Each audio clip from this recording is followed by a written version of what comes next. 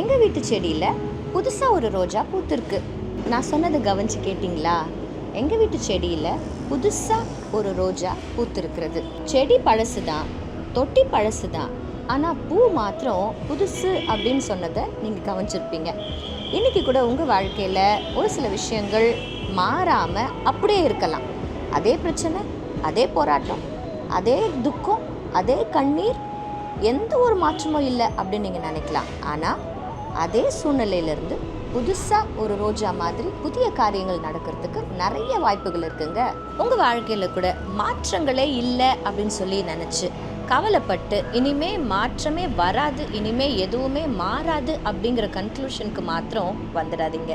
பரிசுத்த வேதாகமத்தில் ஆண்டவர் ரொம்ப அழகாக ஒரு வார்த்தை சொல்லியிருக்கிறாரு. முந்தினவைகளை நினைக்க வேண்டாம், பூர்வமானவைகளை சிந்திக்க வேண்டாம், இதோ நான் புதிய காரியத்தை செய்கிறேன்.